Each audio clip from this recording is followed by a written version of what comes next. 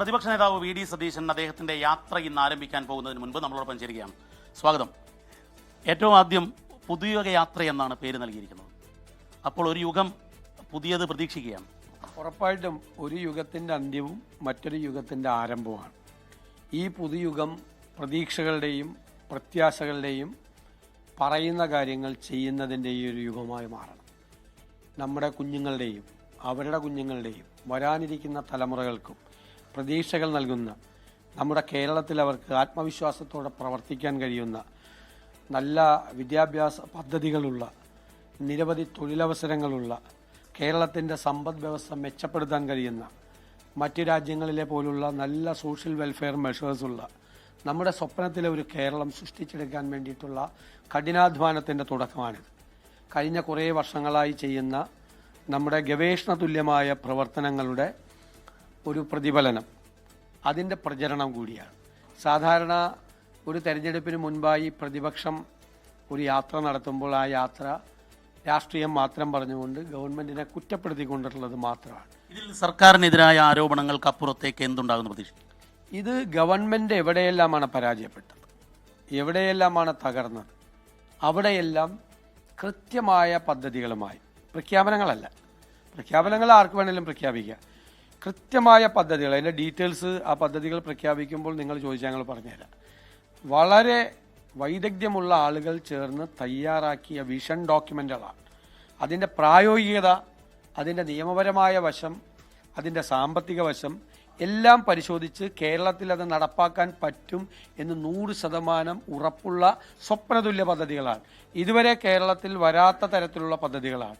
കേരളത്തിൻ്റെ പ്രത്യേകതകളെ, സവിശേഷതകളെ നമുക്ക് കുറേ അഡ്വാൻറ്റേജസ് ഉണ്ട്. ഈ സ്വപ്നതുല്യ പദ്ധതികളിൽ ഒരു 2-3 എണ്ണം ഇപ്പോൾ പറയാം.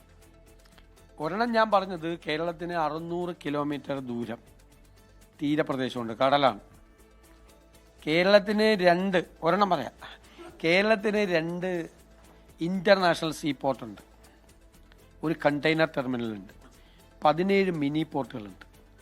ഇതിനെ എല്ലാത്തിനെയും ഇൻ്റഗ്രേറ്റ് ചെയ്തുകൊണ്ടുള്ള കോസ്റ്റൽ ഷിപ്പിംഗ്, അത് ഞങ്ങൾ മാരിടൈം എക്സ്പേർട്സുമായിട്ട്, ഷിപ്പിംഗ് എക്സ്പേർട്സുമായിട്ടുള്ള ചർച്ചകൾ പൂർത്തിയാക്കിയിട്ടുണ്ട്. കോൺക്രീറ്റ് പ്രോജക്റ്റാണ്. ആദ്യഘട്ടത്തിൽ ഈ മെറ്റീരിയൽസ് മുഴുവൻ അതിലേക്ക് ഷിഫ്റ്റ് ചെയ്യുക. അപ്പോൾ അത് റോഡിൽ കൂടി കൊണ്ടുപോകുന്നതിൻ്റെ 4-1 ചിലവേ വരുള്ളൂ. 1. 2, റോഡ് ഫ്രീ ആവും, കുറേ ഫ്രീ ആവും, പൊല്യൂഷൻ കുറയും, റോഡ് ഫ്രീ ആവും,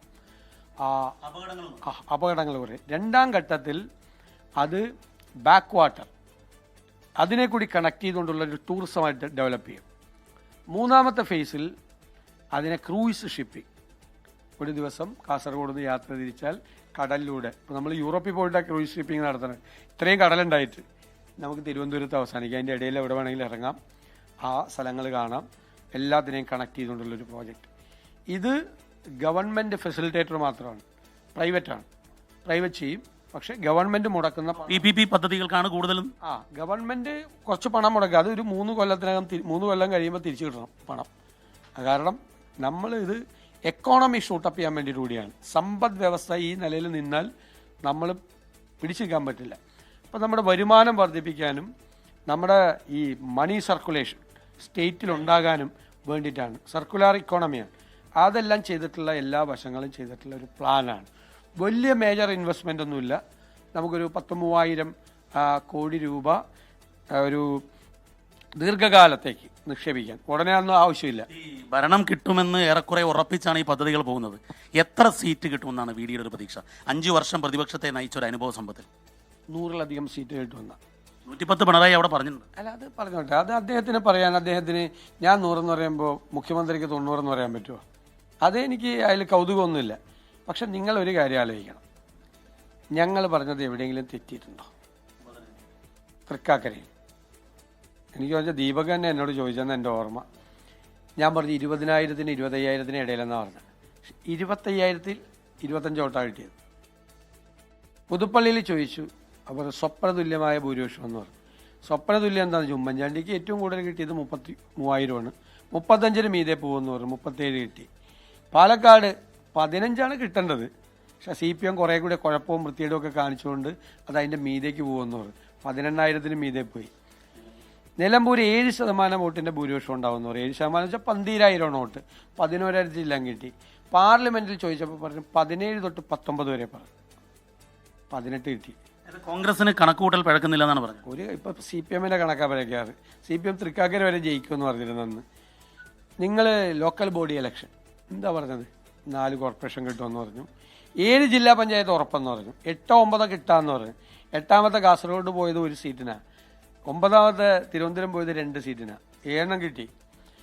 60% മുനിസിപ്പാലിറ്റി കിട്ടുമെന്ന് പറഞ്ഞു. 64 കിട്ടി. 55 വീതം പഞ്ചായത്ത് കിട്ടുമെന്ന് പറഞ്ഞു. 58 കിട്ടി. ഇപ്പോൾ ഇതാണ് കോൺഫിഡൻസ്. ഇതൊക്കെ പറയുമ്പോൾ വീഡിയോ ഒരു മുഖ്യമന്ത്രി ആയതുപോലെയുള്ള ഒരു പ്രതീതി, ഒരു ആത്മവിശ്വാസം കാണുന്നു. അല്ല, കോൺഗ്രസിന് ഒരു മുഖ്യമന്ത്രി വന്നതുപോലെ എന്ന് പറഞ്ഞാൽ മതി, തിരുത്തി പറഞ്ഞാൽ മതി. അതിന്റെ ആരായിരിക്കും മുഖ്യമന്ത്രി? ആ ചോദ്യത്തിന്റെ കൊളുത്ത് എനിക്ക് മനസ്സിലായി. ഇല്ല, അത് കോൺഗ്രസ് തെരഞ്ഞെടുപ്പ് കഴിയുമ്പോൾ തീരുമാനിക്കും. കോൺഗ്രസ് പാർട്ടിക്ക് ഒരു കൺവെൻഷണൽ ആയിട്ടുള്ള ഒരു രീതി. പ്രതിപക്ഷത്തെ 5 വർഷം നയിച്ച, ഈ ഇത്രയും സീറ്റ് കിട്ടുമെന്ന അവസ്ഥയിലേക്ക് എത്തിച്ച, ഉപതെരഞ്ഞെടുപ്പുകൾ ജയിപ്പിച്ച പ്രതിപക്ഷ നേതാവ് മുഖ്യമന്ത്രി ആകേണ്ടതല്ലേ? അല്ല, അതൊക്കെ പാർട്ടിക്കൊരു സിസ്റ്റമുണ്ട്. പാർട്ടി തെരഞ്ഞെടുപ്പ് കഴിയുമ്പോൾ ഞങ്ങളോട് എല്ലാവരോടും പറഞ്ഞിട്ടുണ്ട്. അത് കഴിയുമ്പോൾ പരമ്പരാഗതമായി കോൺഗ്രസ് പാർലമെന്ററി പാർട്ടി ലീഡറെ തിരഞ്ഞെടുക്കുന്ന സിസ്റ്റമുണ്ട്. ആ സിസ്റ്റത്തിൽ ആൾ വരും. അതല്ല പ്രശ്നം. എല്ലാവരും ഒരുമിച്ച് ചേർന്ന് ഉജ്ജ്വലമായ തിളക്കമാർന്ന വിജയം ഉണ്ടാക്കുക. വിഡിക്ക് മുൻപിൽ 2 വില്ലന്മാരുണ്ട്. 2 സാമുദായിക സംഘടനാ നേതാക്കളാണ്. അവർ രണ്ടുപേരും കടന്നാക്രമിച്ചുകൊണ്ടേയിരിക്കുകയാണ്. NSS ജനറൽ സെക്രട്ടറി, SNDP യോഗം ജനറൽ സെക്രട്ടറി, രണ്ടുപേരും. അതായത് വെള്ളാപ്പള്ളിയും സുകുമാരൻ നായരും. അത് ഈ മുഖ്യമന്ത്രി പദത്തിലേക്ക് എത്തുന്നതിന് തടസ്സമാവുമോ? അല്ല, ഞാൻ അങ്ങനെയൊന്നല്ല അതിനെ കാണുന്നത്. വെള്ളാപ്പള്ളി നടേശനുമായിട്ട് ഉള്ള പ്രശ്നം എന്ന് പറയുന്നത്, അദ്ദേഹം വർഗീയത പറഞ്ഞപ്പോൾ വർഗീയത പറയരുതെന്ന് പറഞ്ഞു, ശക്തമായ നിലപാടെടുത്തു. അപ്പോൾ അദ്ദേഹം വളരെ മോശമായ പദപ്രയോഗങ്ങൾ നടത്തി. ഞാൻ അവർക്ക് 2 പേർക്കെതിരായിട്ടും മോശമായ ഒരു പദപ്രയോഗവും ഇതുവരെ നടത്തിയിട്ടില്ല. ഇനി നടത്തുമില്ല. കാരണം അവരുടെ പ്രായവും അവരിയ്ക്കുന്ന സാധനം. എനിക്ക് 2 പേരുടെ ഒരു വിരോധമില്ല.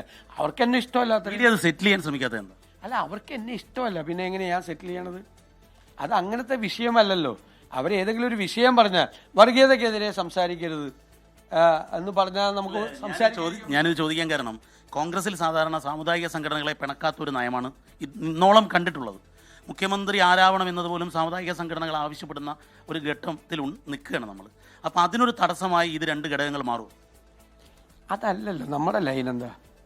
കേരളത്തിൽ വർഗീയതയെ കുഴിച്ചു മൂടണം. ഭൂരിപക്ഷ വർഗീയതയെയും ന്യൂനപക്ഷ വർഗീയതയെയും ഒരു തരത്തിലും പ്രോത്സാഹിപ്പിക്കില്ല. ആര് വർഗീയത പറഞ്ഞാലും അതിനെതിരായി ശബ്ദിക്കും. തെരഞ്ഞെടുപ്പിൽ ജയിക്കും, 100 സീറ്റിൽ കിട്ടും. തെരഞ്ഞെടുപ്പിൽ ജയിക്കുക എന്നുള്ളതിനേക്കാൾ പ്രധാനം വർഗീയതയെ കുഴിച്ചു മൂടുക. ഞാൻ എൻ്റെ നെഞ്ചിൽ നിന്നെടുത്ത, ഹൃദയത്തിൽ നിന്നെടുത്തുള്ള വാക്കുകളാണ് പറഞ്ഞത്. പിണറായി വിജയനും VD സതീശനും ഒക്കെ കുറച്ചുനാൾ കൂടി ഉണ്ടാവുള്ളൂ. ഓർമ്മയാവും, ചിലപ്പോൾ ഓർമ്മയെ പോലും ഉണ്ടാവില്ല. പക്ഷെ കേരളം ഉണ്ടാകണം, നമ്മുടെ മക്കളും കൊച്ചുമക്കളും ഉണ്ടാകണം. അവർക്ക് വേണ്ടിയിട്ടുള്ളൊരു കേരളമാണ്. നമ്മളൊന്നും ഒരു സ്ഥാനത്തിരിക്കുമ്പോൾ അത് തകർക്കാൻ ഒരു ശക്തിയെയും സമ്മതിക്കില്ല. അതിൻ്റെ മുമ്പിൽ ഒരു കോംപ്രമൈസും ഇല്ല. No compromise.